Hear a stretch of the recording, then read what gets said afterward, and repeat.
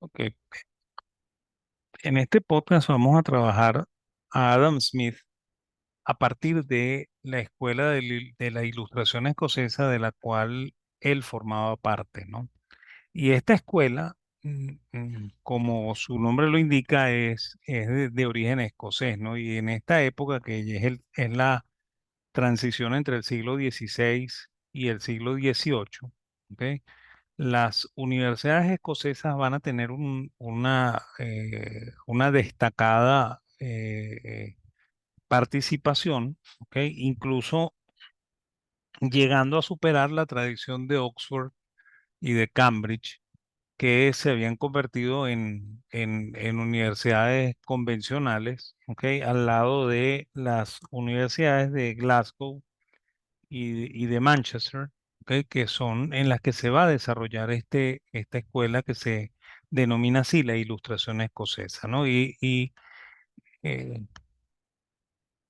el padre de esa escuela o de ese movimiento es Gerson Carmichael, que era un pastor metodista, hijo también de un pastor metodista. Su padre había entrado en conflicto con la alta jerarquía del metodismo escocés, debido a que él no aceptaba exactamente las doctrinas ¿cómo se llama? Eh, eh, de la predestinación, y más bien se adhería más a las ideas del libre albedrío, que eran profundamente católicas, ¿no? Y de hecho, el padre de Carmichael y el mismo Carmichael van a estar muy influidos por la escuela escolástica de Salamanca, o sea, la escolástica española tardía, ¿ok? Ellos van a tener muchísima influencia. De hecho, Gerson Carmichael, aunque escribe muy poco de temas económicos, las veces a las que se refiere a ello, y es porque fundamentalmente la economía política se estudiaba como una disciplina derivada de la filosofía moral. Él va a- a- a afirmar que el valor es subjetivo, ¿ok? Y que la mejor condición que puede darse para el buen desarrollo de una economía que sirva a la sociedad es una economía en el ámbito del libre mercado. Eso son expresiones que probablemente van a ser muy cuestionadas hoy en día bueno, muy cuestionadas a partir de finales del siglo XIX, ¿no? ¿Ok? Pero en ese momento, Carmichael defiende esas dos ideas, y como les comento, estaba profundamente influido por la tradición escolástica española, ¿no? Y él va a tener un discípulo excesivamente brillante también, ¿ok? Que va a dedicarse también a la filosofía moral, y ese señor es Francis Hutcheson, ¿ok? Quien también estuvo inmerso en la idea ¿cómo se llama? De- del libre mercado y de la teoría subjetiva del valor, ¿no? Y es bien curioso, ¿ok? Porque a pesar de ello, los tres discípulos de él, ¿ok? Que son eh, eh, David Hume, ¿ok? Adam Smith y Adam Ferguson, ¿ok? No van a heredar esta tradición que originalmente nace con Carmichael, y que se mantiene en el pensamiento de Hutcheson, ¿no? Es más, Hutcheson consiguió ser el rector de la Universidad de Edimburgo, ¿ok? Y fundamentalmente fue profesor también en Glasgow. Es más, a él le tocó ser el profesor de Smith en Glasgow, ¿ok? Y Hume fue su asistente de cátedra, ¿ok? Por lo cual Hume también le dio clases a Smith. Lo que pasa es que, claro, no como profesor directamente, sino como asistente de cátedra de Hutcheson, ¿no? ¿ok?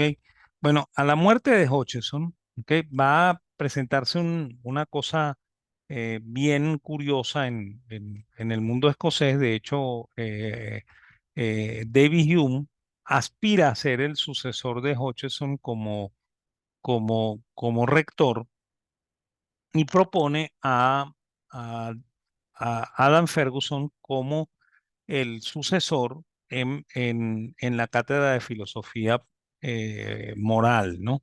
Y bueno, resulta que la Universidad de Edimburgo no estaba muy contenta con esa aspiración, ¿ok?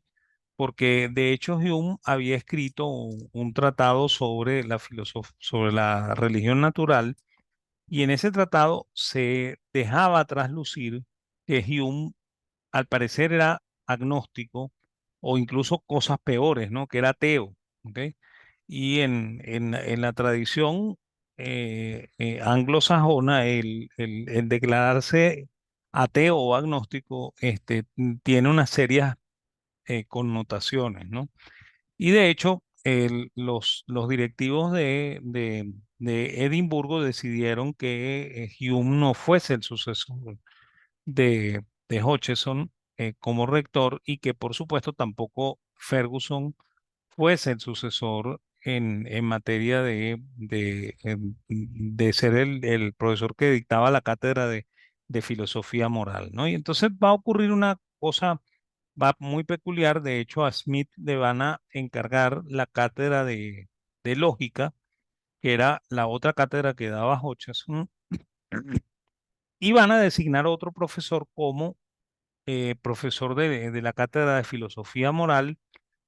Y va a ocurrir un incidente, ¿no? Este profesor que designan está enfermo, ¿ok? Tiene gripe, y él le explica a, la directi- a, la- al- a los directivos de la Universidad de Edimburgo que él no está dispuesto para dar las clases de filosofía moral en este periodo y que una vez que él mejore de esa condición de salud que tiene, él se va a incorporar y va a asumir la cátedra en el siguiente periodo, ¿no? Resulta que este personaje nunca se mejora, más bien por el contrario, muere, ¿ok? Y como habían nombrado este, como suplente a Smith, Smith se quedó con la cátedra, ¿ok? Entonces, esa es la razón por la cual Smith se queda con la cátedra de Hutcheson, ¿ok? Ojo, no es que yo estoy diciendo que Smith no tenía las condiciones para hacerlo, pero técnicamente es el hombre que está en el momento preciso para que le den la cosa que le tienen que dar, ¿ok? Y ya, ¿ok? Y bueno, Smith va a aprovechar esa situación para elaborar un trabajo bien importante que se llama La teoría de los sentimientos morales, que es quizá el libro más brillante que tiene Smith. ¿Ok? Y el libro al cual Smith le dedica muchísimo interés, porque ese libro a lo largo de la vida de Smith va a tener varias ediciones, ¿ok? Y varias ampliaciones. Y bueno, y el editor del libro, dado que el libro es un éxito de ventas, o sea que Smith era un bestseller en el siglo XVIII. Él va a aceptar que Smith haga estas correcciones y estas ampliaciones. Y bueno, y eso llegue a ser el libro que hoy en día conocemos como Teoría de los Sentimientos Morales, ¿no? Después más adelante va a escribir La riqueza de las naciones y ahí nos vamos a detener un poco para explicar ambos libros, ¿ok? Cuando estemos hablando efectivamente ya más de Adam Smith, ¿no? Vamos a centrarnos en este momento a hablar de este personaje, David Hume, ¿ok? Que es quizá dentro de la escuela iluminista escocesa el filósofo más brillante, ¿no? Lo que pasa es que Hume es muy versátil, ¿no? Hume escribió una historia del Reino Unido, ¿ok? quizá es la mejor historia del Reino Unido hasta que Winston Churchill escriba la suya, ¿no? Entonces, va a ser un patrón de referencia, ¿ok? Y además de eso, va a escribir un tratado del comportamiento humano, ¿ok? Que explica de una manera muy especial cómo es el ser humano. Hay que entender también que David Hume es un filósofo empirista, ¿ok? Por lo cual está inscrito dentro de la lógica del empirismo que estaba en boga en esta época del iluminismo, ¿ok? Y que tiene que ver también mucho con el iluminismo escocés, ¿no? Y bueno, y va a escribir el tratado de la religión natural que comenté hace un instante, porque que lo va a delatar como agnóstico o quizá peor ateo, ¿ok? Y bueno, y que va a causar el que él pierda la oportunidad de ser nombrado decano, perdón, rector, aunque efectivamente era el hombre con las mayores credenciales para hacerlo en Escocia en su momento, ¿no? Y bueno, y a Hume no le va a quedar más remedio que irse a Francia a vivir. Y bueno, y allá en Francia va a escribir unos ensayos, ¿ok? De distintos tipos, ¿no? Dentro de esos ensayos hay 6 que se dedican a la economía, ¿ok? Por lo cual Hume escribe apenas esos 6 ensayos. Y hay que reconocer aquí dos cosas, ¿no? La primera es que para Hume no hay una teoría clara del valor, ¿ok? O sea, lo que antes para Carmichael y Hutcheson estaba claramente definido como una teoría del valor subjetiva, ¿ok? Basada en la necesidad y la escasez, ¿ok? Este, para Hume no es claro, ¿ok? O sea, no se sabe cuál es la teoría del valor que, que profesa Hume, ¿ok? Y, y bueno, pero tiene una preocupación muy profunda por el dinero, ¿ok? Y en esa preocupación por el dinero está más cerca de las ideas de Locke que de las ideas de Cantillon, ¿ok? Por supuesto, Hume debió haber leído Cantillon, ¿ok? Porque estuvo en la época en la que circularon los panfletos inéditos y luego el trabajo propiamente dicho del ensayo. Sin embargo, él se circunscribe más a la teoría de Locke, ¿ok? En la cual Locke creía que había una relación directa entre precios y dinero, ¿no? Entre dinero y precios, ¿no? O sea que así como se elevaba el dinero, en la misma proporción se elevaban los precios, ¿ok? O si por el contrario se reducía la cantidad de dinero, en esa misma proporción se reducían los precios, ¿no? Lo único que él adopta de la teoría de Cantillon es que no existe una relación directa entre dinero y tasas de interés, ¿ok? Y eso sí lo hace explícito en estos 6 ensayos, ¿no? Y quizá el ensayo más brillante de los 6 es el ensayo que está relacionado al comercio internacional, ¿ok? Y fundamentalmente a la balanza de comercio, ¿no? En el cual no está dicho de la manera en que lo voy a decir, pero más o menos uno trasluce del documento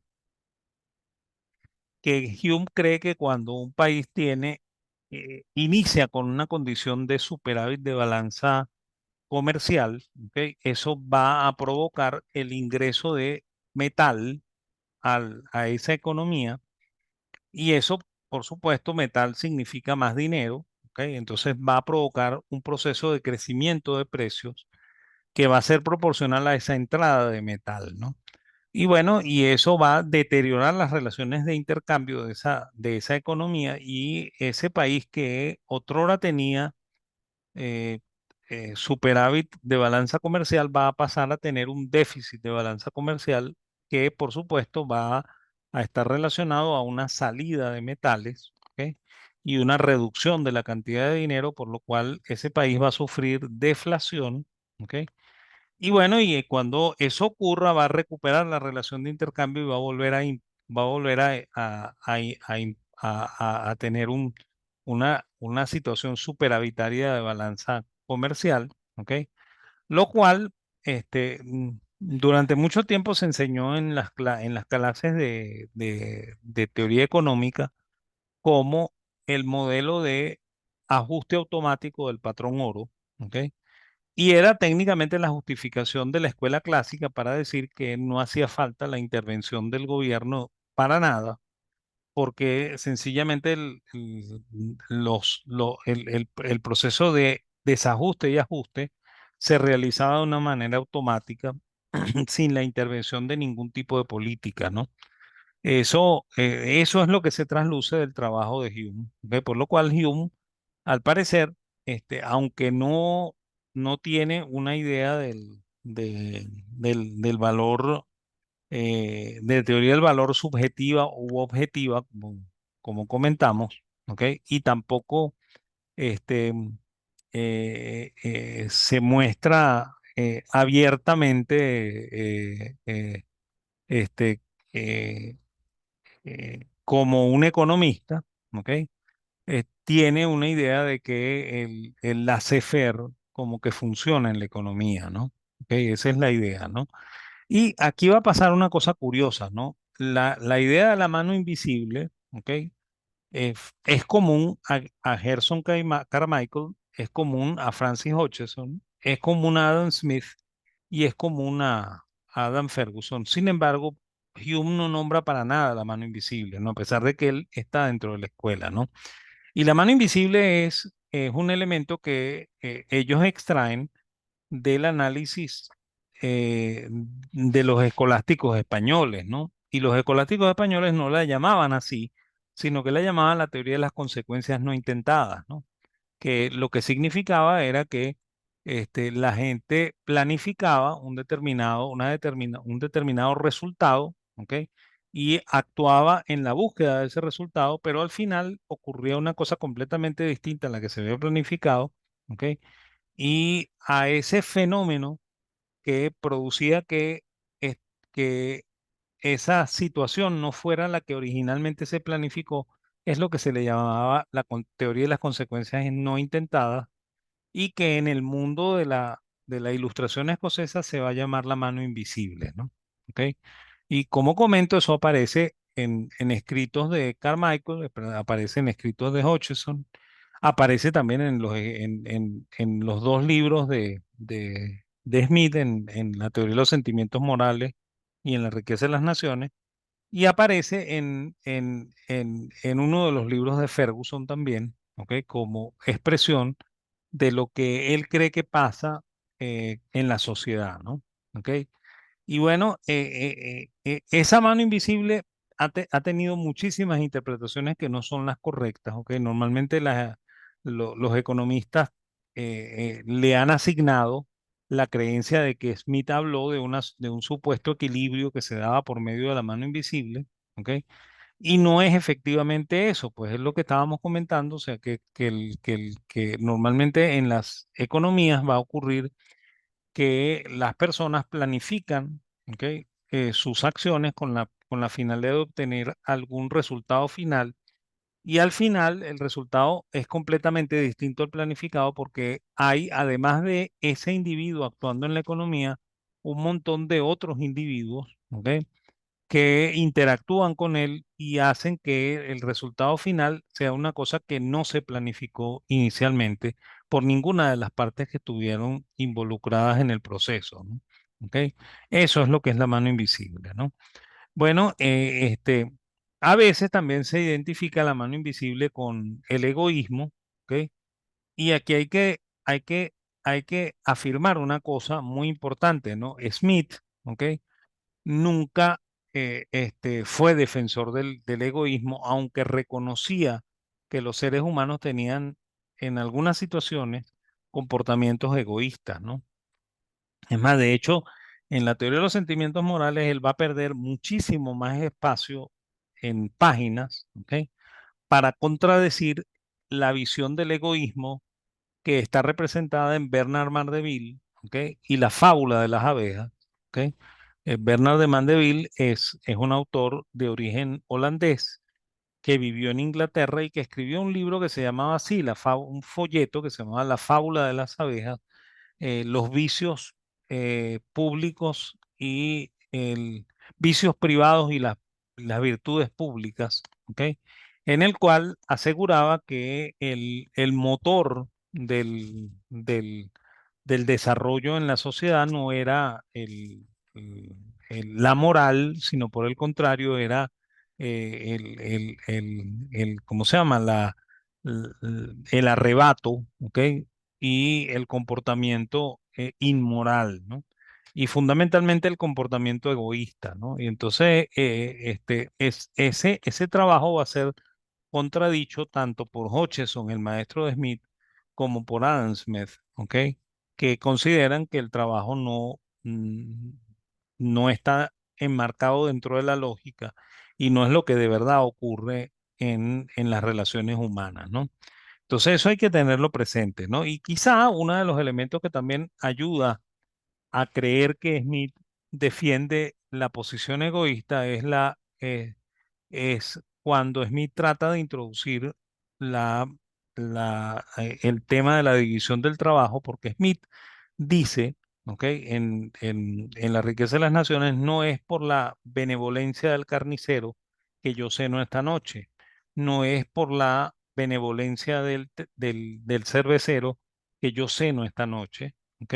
Ni es tampoco por la benevolencia del tendero que yo ceno esta noche, ¿no? Cada uno actúa en su propio beneficio y eh, el- ellos en su actuación me procuran a mí una excelente cena, ¿ok? Y yo salgo beneficiado de esta, de esta cena, ¿ok? Y bueno, al final eso eh, este, eh, es interpretado como si fuese la mano invisible. Claro que hay un elemento ahí que pareciera que nos refleja esto de las teorías de las consecuencias no intentadas, pero luego Smith va a aprovechar ese punto para empezar a hablar de la división del trabajo, ¿no? Porque aquí está dividido el trabajo entre el carnicero que produce aquel bistec sensacional que se va a comer Smith, ¿ok?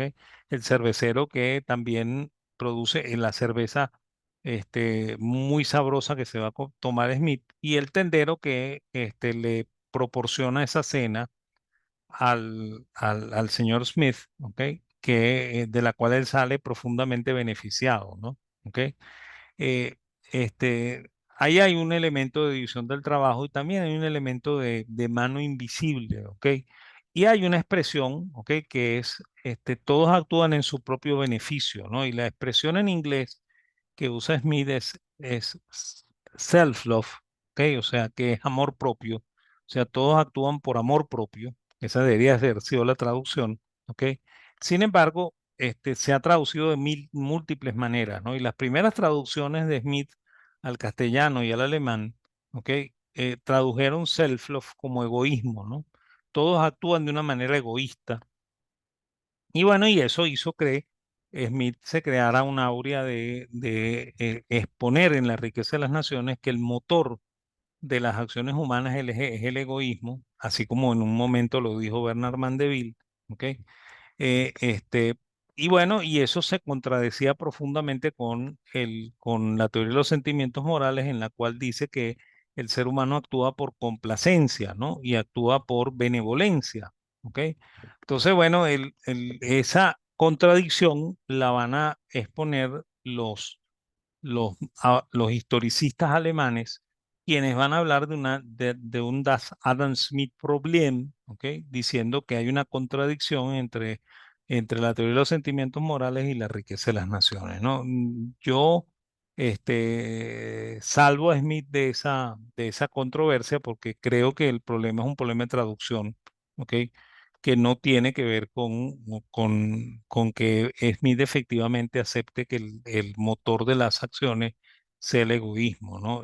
Smith reconoce que a veces los seres humanos se comportan de una manera egoísta, pero no es el motor permanente de las acciones humanas, ¿no? Eso hay que tenerlo claro, ¿no? Bueno, luego Smith habla de la división del trabajo, ¿ok? Y ahí usa el bendito ejemplo de los alfileres, que también lo va a poner en conflicto terrible con Adam Ferguson, porque casi al mismo tiempo ambos publican un libro que se llama La riqueza de las naciones y casi de una manera curiosa, ambos tienen el mismo ejemplo de los alfileres para explicar la división del trabajo, ¿no? Y es Smith, según lo que nos cuenta Rothbard, ¿ok? Demandó a Ferguson por plagio, ¿ok? Y Ferguson asistió a las sesiones de la corte que lo estaba enjuiciando por plagio y cuando se sintió acorralado, Ferguson, que había sido compañero de clases de Smith, ¿ok?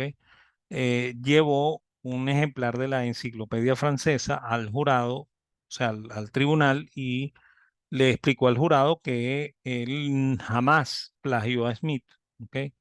Que, que él nunca leyó La riqueza de las naciones de Smith y que él lo que hizo con el ejemplo de los alfileres fue traducir un artículo que sale en francés en la enciclopedia de Diderot y de D'Alembert, ¿ok? Este, eh, donde explica cómo se produce un alfiler, unos alfileres en una fábrica francesa, ¿no? Y, y probablemente él cree que Smith hizo lo mismo, ¿no? Entonces cuenta Rothbard que Smith salió del tribunal batiendo la puerta, ¿ok? Y el tribunal decidió que no había causa por la cual seguir contra el señor Ferguson porque no había plagio, ¿ok? Entonces, ese evento lo relata Rothbard, ¿ok? Pero hay que entender que Rothbard también no le gusta mucho la figura de Smith, ¿no? ¿Ok? La otra cosa interesante y que a veces no es resaltado en las explicaciones que se hacen de Adam Smith, que Smith cree que el trabajo es la fuente de la riqueza, pero que además del trabajo es el ahorro, ¿no? O sea, que son esas virtudes que generalmente se asocian a la religión, a la religión metodista o la religión calvinista, que es el trabajo y el ahorro, ¿no? O sea, es la prudencia del calvinista lo que termina generando la riqueza, ¿no? ¿Ok? Y bueno, ahí hay una cierta oposición con lo que ¿cómo se llama? Los fisiócratas franceses van a exponer, porque los fisiócratas franceses son enemigos de la figura del ahorro, ¿ok? Y va a haber una cierta afinidad con lo que piensa Turgot y lo que piensa Cantillon, porque ellos sí resaltan el ahorro como una virtud que genera riqueza, ¿no? ¿Ok? Y bueno, y podremos pasar también al tema del dinero, ¿no? De hecho, Smith cree que el dinero es neutral en la riqueza de las naciones, o sea que no hay una afectación del dinero en la formación de precios, ¿ok? Y que no importa el tipo de dinero que se utilice, pues que una economía puede usar monedas de metal, así como puede usar papel moneda, así como puede usar fichas, ¿ok? Es irrelevante el tipo de dinero que se utilice, ¿ok? Porque el dinero es sencillamente un medio para hacer intercambios, ¿no? En la mente de Smith, ¿ok? Eso sí va a contradecir mucho de lo que piensa Cantillón y de lo que piensa Turgot, ¿ok? Porque ellos no van a aceptar esto, ¿no? Y aquí hay que comentar una cosa que vamos a dejar para el final cuando estemos hablando de las lecciones de jurisprudencia, que ya es un libro un libro póstumo, ¿no? ¿Ok? Aunque fue escrito mucho antes que la teoría de los sentimientos morales, ¿no? Ok, el, el otro elemento es la idea del precio natural, ¿no? ¿Ok? Que es el mismo valor intrínseco que habla Cantillon y es el mismo precio natural que también habló en su momento Petty, ¿no? O sea, Petty decía que el precio natural era el costo de producción más un pequeño margen de ganancia, ¿ok? Y él creía que ese precio natural al final o mejor dicho, que el precio de mercado al final tendía a ser igual al precio natural, ¿ok? Ojo, al final, no estoy diciendo a largo plazo, porque normalmente se dice que ellos dicen que en el largo plazo, ¿no? En este momento no hay una idea de largo y corto plazo, sino que ellos creen que a lo largo del tiempo, ¿ok? Va a haber una coincidencia entre ambos valores, ¿no? Entre el precio de mercado y el precio natural en el caso de William Petty y de Adam Smith, y en el caso de Cantillon, en lo que él llama precio de mercado y valor intrínseco, ¿ok? Que el valor intrínseco igual sería el costo de producción más un pequeño margen de ganancia, ¿no? El, y bueno, y de ahí pasamos directo al comercio internacional, ¿ok? Aquí hay que afirmar dos cosas, ¿no? Smith cree que lo que motiva la exportación son las ventajas absolutas, ¿ok? Él cree que los países exportan porque hay una ventaja absoluta en la exportación, o sea, él no expone una idea de las ventajas comparativas, eso le va a tocar a Ricardo mucho más adelante, ¿ok? Entonces él creía que cuando un país exportaba, exportaba porque tenía ventajas absolutas, o sea que su costo de producción era más bajo que el resto de los países, ¿no? Y bueno, y eso también nos lleva al libro quinto, ¿no? Porque el libro quinto es el libro en el cual él hace la gran crítica acerca del mercantilismo, ¿ok? Y además propone que la solución, ¿ok? Es que el gobierno intervenga en ciertos elementos del mercado, ¿ok? Y en eso sí nos vamos a detener un poco, ¿no? Normalmente el libro quinto es muy, ¿cómo se llama? Muy elogiado por aquellos que les gusta la figura del Estado, ¿ok? Porque ahí Smith se convierte más en un estatista que en un liberal, ¿no? Y eso en cierta medida justifica un poco el maltrato que Rothbard le da a Smith, ¿no? ¿Ok? Porque él dice que eh, la participación del Estado está justificada porque normalmente ocurren ciertos ¿cómo se llama? Ciertos negocios que no son lo suficientemente rentables y que deben ser asumidos por el Estado, dado que ningún empresario los va a asumir, ¿no? Y eso no es totalmente cierto, ¿no? Y de hecho hay dos ejemplos que nos pueden ilustrar al respecto, ¿no? De hecho, la construcción de las primeras vías de comunicación en los Estados Unidos a finales del siglo XIX y principios del siglo XX fue de carácter privado, ¿no? O sea, los municipios, ¿ok?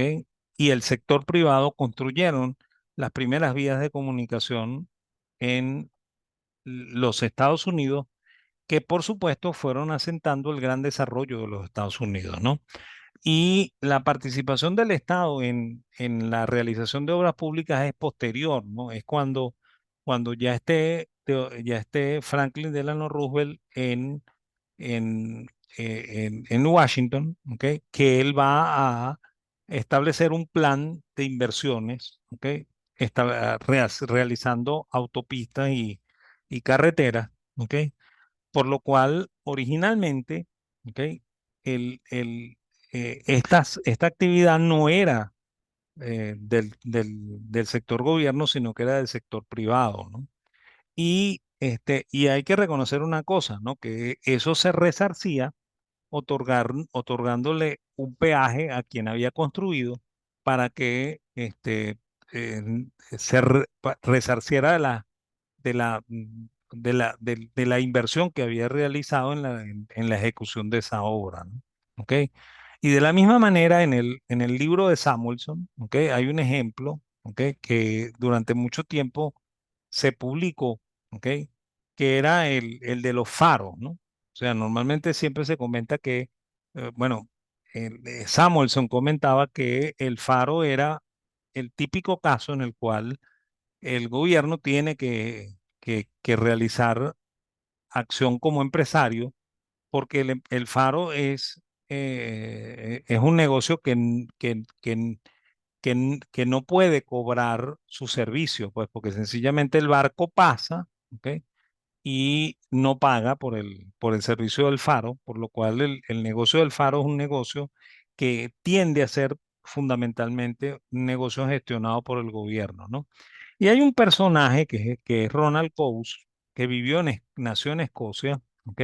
Pero que desarrolló su vida como economista y como abogado. En realidad él era abogado, pero le gustaban los temas económicos y es uno de los representantes de la escuela del Public Choice. Entonces, bueno, él se acordaba que en Escocia los faros no eran del gobierno, ¿no? ¿Ok? Entonces él decidió, después de haber leído el libro de Samuelson, irse de vacaciones a su tierra natal, a Escocia, y hacer una investigación sobre los faros, ¿no? Y descubrió que todavía, ¿ok? En la época en la que él hizo esta investigación, ¿ok? Los faros eran privados, ¿ok? Y que lo que ocurría era que cuando pasaba el barco, ¿ok? Si el barco atracaba en alguno de los puertos, independientemente de que el puerto estuviese cerca o lejos del faro, ¿ok? Al atracar en el puerto, el capitán del barco estaba obligado a cancelar una cosa que se llamaba derecho de faro, ¿no? Al final, ese derecho de faro se distribuía entre todos los dueños de faro de Escocia, ¿ok? Y esa era la manera en la cual el señor que tenía su casa y tenía un faro al lado, ¿ok? Se resarcía de los gastos de iluminar el faro y de que ese faro funcionase toda la noche, ¿no? ¿Ok? Entonces, el negocio seguía siendo privado, contradiciendo lo que decía el libro de Samuelson, ¿no? Por supuesto, cuando sale el trabajo de Coase, que se llama, en inglés se llama The House Light in Economics, ¿ok? O el faro en la economía, ¿ok? Que hay la versión traducida al castellano. Este, el, el, el, el señor Samuelson cambió el ejemplo, ¿ok? Y más nunca sacó el ejemplo del faro en el libro de economía de Samuelson, ¿ok? Ratificando que los economistas normalmente tenemos la mala costumbre de aceptar como hechos cosas que no son verdad, ¿ok? Porque nosotros pensamos que naturalmente son así, ¿no? Y eso nos pasa mucho con la historia, ¿no? ¿Ok? Entonces, bueno, ese elemento lo traigo a colación, ¿ok? Debido a que en el libro quinto Smith expone que el gobierno está obligado a hacer este tipo de inversiones, ¿no? Lo cual probablemente nos hace pensar que el mismo Adam Smith no estaba claro, ¿ok? En relación a las cosas que en la misma Escocia se vivían, ¿no? ¿Ok? Y bueno, y quizá el ejemplo de los alfileres sea uno de los ejemplos más indicativos de esto, porque de hecho Rothbard comenta que en el ejemplo que Smith expone sobre la fábrica de alfileres, él habla de 17 etapas en la elaboración de los alfileres, ¿ok? Y resulta que en la época de Smith se fabricaban alfileres en Escocia, pero la fabricación era por 26 etapas, ¿no? No por 17 como en Francia, ¿ok? Por lo cual, Smith jamás fue por una fábrica de alfileres en Escocia y Smith tampoco fue a ninguna fábrica de alfileres en Francia, sino que sencillamente se copió el trabajo de la enciclopedia francesa tal y como su ex compañero de clases, Adam Ferguson, lo hizo notar, ¿no? Y bueno, y fundamentalmente aquí hay que también reseñar una cosa, ¿no? Que va a ser permanente a lo largo de toda la riqueza de las naciones, no solamente en el libro quinto. Smith tiene una desconfianza natural contra el empresario, ¿no? ¿Ok? Lo cual, Rothbard también vuelve a tomarlo en contra de Smith, ¿ok? Porque Smith parece que no fuera un liberal porque está en contra de los empresarios, ¿no? ¿Ok? Yo no lo acuso así tan gravemente, ¿ok? Pero me parece muy extraño, ¿ok? Que un hombre que cree en la mano invisible y que cree que ¿cómo se llama? Que la acción individual de cada uno de los personajes dentro de la economía al final logra un resultado que es mucho más beneficioso para la sociedad que el que, el que ocurriría si lo hiciésemos con el cometido preciso de beneficiar a la sociedad. Entonces, es muy extraño, ¿ok?, que este hombre esté constantemente pidiendo que el gobierno regule a los empresarios, ¿ok?, y que los empresarios, cuando se sientan a discutir, siempre terminan en un tema en el cual ellos tratan de conspirar contra el consumidor. ¿Ok? Entonces, pareciera que Adam Smith mismo no cree en la mano invisible que él mismo expone. ¿Ok? Ese para mí es de verdad el verdadero Das Adam Smith problema, ¿no? O sea, yo creo que Smith de verdad no cree en la mano invisible, ¿ok? Y no cree que el libre mercado nos puede otorgar el beneficio social que se espera, ¿ok? Y bueno, y como comenté antes, ¿ok?, hay un divorcio natural entre el pensamiento de él y el pensamiento de su propia escuela, que fundamentalmente no era creyente de una teoría como la teoría del valor trabajo, ¿ok?, sino que era creyente de una teoría del valor subjetiva, ¿ok? Y va a provocar que casi todos los exponentes de esta escuela, que se llama escuela clásica, se vayan por ese derrotero de la teoría del valor trabajo, ¿ok? Y y que la economía requiera hasta casi, casi 100 años después, cuando en el año de 1870 el primero de los marginalistas, que es William Stanley Jevons, diga que el valor no está relacionado al costo, ni mucho menos al trabajo, sino que está relacionado a la escasez y a la utilidad, ¿ok? Y que va a ser el paradigma por el cual la economía política se transforme en ciencia económica, ¿ok? Entonces, bueno, hasta aquí el podcast de hoy. Gracias.